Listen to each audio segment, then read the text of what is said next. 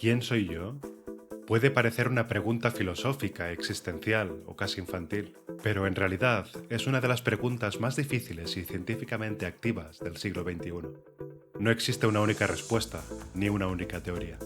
Porque el yo no es una cosa, no es un lugar fijo en el cerebro, no es un espejo fiel de lo que somos por dentro. Es una construcción dinámica, una narrativa cambiante, una experiencia emergente. Y sin embargo, todo lo que vives, tus recuerdos, tus miedos, tus decisiones, tu historia, todo parece estar atravesado por ese yo invisible que te acompaña desde que tienes memoria. Pero, ¿dónde empieza? ¿Y si no es uno, sino muchos yos los que se construyen en ti?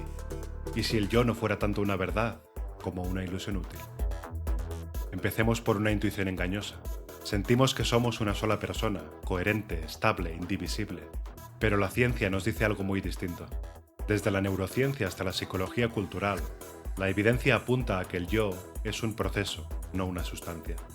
Lo que llamamos identidad personal es más bien una narrativa, una historia que el cerebro va contando momento a momento para darle continuidad a la experiencia. Como si fueras el protagonista de una serie que nunca acaba, pero cuyo guión se va escribiendo mientras actúas. Y no hay un solo yo. Tu yo cambia según el contexto, según con quién estás, qué idioma hablas, cómo te sientes físicamente. Tu yo de hoy no es el mismo que el de hace 5 años, ni que el de ayer. Y sin embargo, el cerebro genera la ilusión de continuidad. Porque sin esa ilusión no podrías tomar decisiones, ni anticipar el futuro, ni confiar en tu memoria. Entonces, ¿por qué sentimos que somos siempre la misma persona? La respuesta está en la predicción. Tu cerebro necesita estabilidad para funcionar, y para lograrlo proyecta una continuidad donde hay cambio.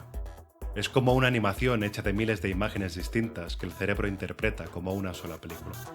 Cada vez que te despiertas, tu cerebro reconstruye la sensación de ser tú. Reutiliza modelos internos, tus recuerdos, tu cuerpo, tus hábitos, tu historia. Y actualiza lo necesario para que no notes el cambio. La continuidad del yo no es algo que descubras al mirar dentro. Es algo que tu cerebro construye constantemente para no colapsar frente al caos del mundo. ¿Quién serías si al despertar mañana no recordaras nada de hoy? ¿Serías tú o serías otra persona sin saberlo? No eres solo un cerebro flotando en una pecera de hueso. Tu cuerpo importa, y no como accesorio, sino como parte estructural de tu identidad. La postura, el pulso, la tensión muscular, el hambre, el cansancio, son señales constantes que el cerebro interpreta como parte de tu yo. A eso se le llama yo corporizado, y sin él no hay experiencia subjetiva coherente. Las personas con desórdenes de percepción corporal, como la despersonalización o ciertas condiciones neurológicas, lo saben muy bien. Se sienten como si no estuvieran dentro de su cuerpo, como si observaran la vida desde fuera, flotando. El yo, entonces, no está solo en lo que piensas. Está en cómo respiras, cómo caminas, cómo habitas tu fisiología.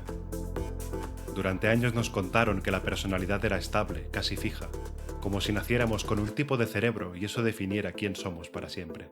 Pero hoy sabemos que el cerebro humano es profundamente plástico, y con él también lo es nuestra identidad. Cada experiencia, cada relación, cada trauma, cada hábito, moldean las conexiones neuronales que sustentan la forma en que nos percibimos. Si cambian tus redes cerebrales, cambia tu forma de sentir, actuar y pensarte. La identidad no es una esencia encerrada bajo llave. Es un proceso vivo, dinámico, reescribible. Un yo que cambia con la práctica, la atención, el entorno, el cuerpo. ¿Quién eras hace 5 años? ¿Y quién serás dentro de 5 más? Si entiendes la plasticidad, entonces no estás condenado a repetir lo que fuiste. No tienes un solo yo. Tienes varios que emergen según el lugar, el momento y las personas que te rodean. No eres igual cuando estás con tu familia, con tus amigos, en redes sociales o contigo a solas. Y eso no te hace falsa, te hace humana. Tu cerebro se adapta a cada contexto, actualiza sus mapas de acción, sus valores, sus prioridades. Lo que parece incoherencia muchas veces es inteligencia contextual.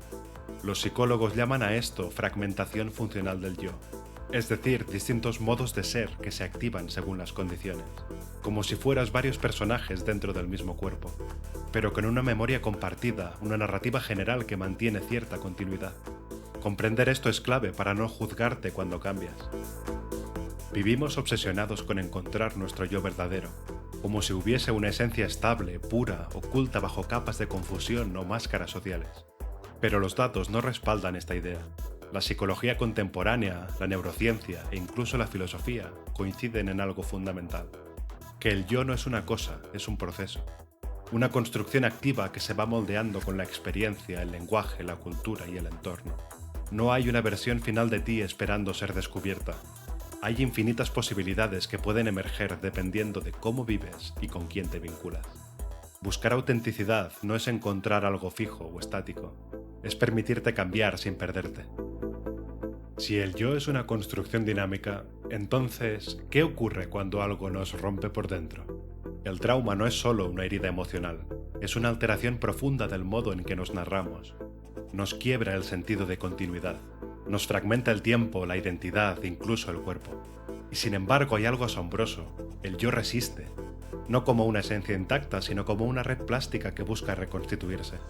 En contextos terapéuticos, relacionales o simbólicos, ese yo puede volver a narrarse. A veces no somos quienes éramos antes del dolor, pero somos quienes hemos llegado a ser gracias a cómo lo hemos enfrentado. No nacemos con una historia escrita, pero tampoco la escribimos solos. La cultura es un guión invisible que moldea nuestros relatos internos. Nos dice qué está bien sentir, qué está mal pensar, qué deberíamos ser. Y esa presión puede ser sutil o brutal. ¿Cómo se construye un yo auténtico cuando el entorno impone formas de identidad deseables o prohibidas? La respuesta no está solo en resistir, sino en reescribir. Tomar conciencia de las narrativas que hemos heredado y decidir cuáles nos sirven y cuáles ya no. Porque el yo no se encuentra, se reconstruye cada vez que elegimos pensarnos distinto. A veces el yo no se construye, se rompe. El trauma psicológico no solo deja cicatrices emocionales, puede fracturar la continuidad narrativa del yo. Recuerdos borrosos, saltos en la memoria, sentimientos de extrañamiento con uno mismo. Es como si el guión de tu vida perdiera páginas o cambiara de narrador sin previo aviso.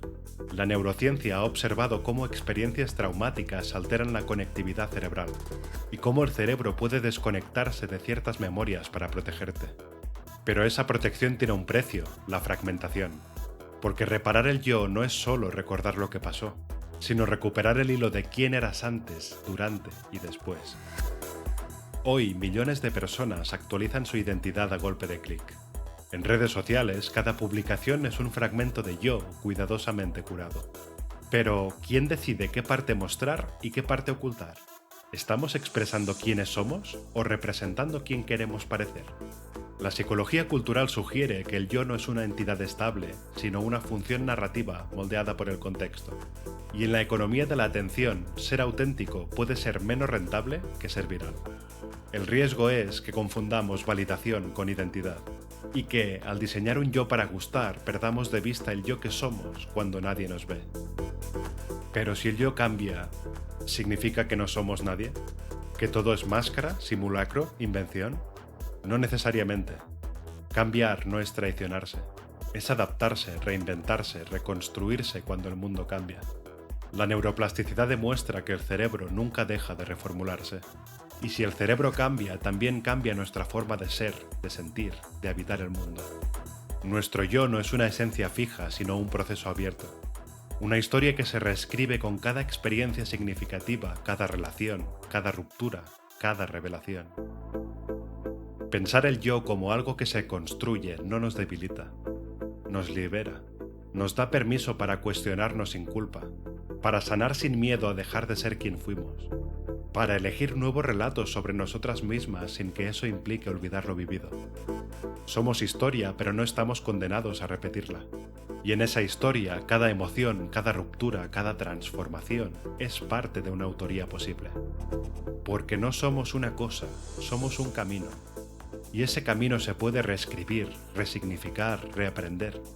Así que la próxima vez que te preguntes ¿quién soy yo?, piénsalo no como un dato fijo, sino como una pregunta viva. Porque esa es tal vez la forma más auténtica de habitarse.